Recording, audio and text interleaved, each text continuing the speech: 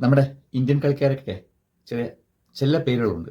For example പറയുവാണെങ്കിൽ വീരേന്ദ്ര സേവാഗിനെ വീരു എന്ന് വിളിക്കും. അതുപോലെ വിരാട് കോഹ്ലി ചിക്കു എന്ന് വിളിക്കും. അതുപോലെ ഇപ്പം പ്ലേയിങ് ലെവലിലുള്ള ഒരു കളിക്കാരന് ഇതുപോലൊരു പേര് കിട്ടിയിട്ടുണ്ട്. വേറെ ആരുമില്ല, ടുക് ടുക് ടുക് ടുക് തിലക്. തിലക് വർമ്മയുടെ ഈ വേൾഡ് കപ്പ് ഇന്നിങ്സ് കണ്ടിട്ട് സോഷ്യൽ മീഡിയയിൽ ആൾക്കാർ ട്രോളുന്നതാണ് ടുക് ടുക് തിലക് എന്ന് പറഞ്ഞിട്ട്. ട്രോളൻ വേറെ റീസൺ എന്താണെന്നൊക്കെ അറിയാമല്ലോ. സ്ട്രൈക്ക് റേറ്റ് തന്നെയാണ് കാര്യം. ആകെ ഈ ടൂർണമെൻറ്റ് 120 തിലക് വർമ്മയുടെ സ്ട്രൈക്ക് റേറ്റ്. 1 ഡൗണിൽ കളിക്കുന്ന പ്ലെയറാണ്. അത്യാവശ്യം അടിച്ച് കളിക്കാൻ കേപ്പബിലിറ്റി ഉള്ള പ്ലെയറാണ്. അതുപോലത്തെ സിറ്റുവേഷൻ കിട്ടിയതാണ്. ആകെ ഒരു മത്സരത്തിലാണ് 150 മേളിൽ സ്ട്രൈക്ക് റേറ്റ് ഉള്ളത്. അത് അമേരിക്കയ്ക്കെതിരെയുള്ള മത്സരത്തിൽ.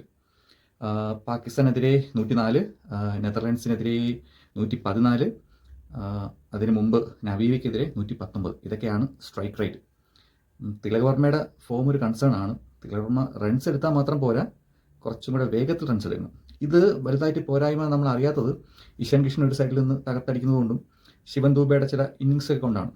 എനിക്ക് തോന്നുന്നത് സൂപ്പർ 8 ആകുമ്പോഴത്തേക്കും ഈ പ്രശ്നങ്ങളൊക്കെ പരിഹരിച്ച് ഒരു കിടിലൻ ഇന്നിങ്സ് തിലകിൻ്റെ സൈഡിൽ നിന്ന് ഇന്ത്യൻ ടീമിന് ഉണ്ടാവുമെന്നാണ്. അതല്ലെങ്കിൽ പിന്നെ വീണ്ടും കാര്യങ്ങൾ ഇന്ത്യക്ക് കുറച്ചും കൂടെ കടുപ്പമാവും.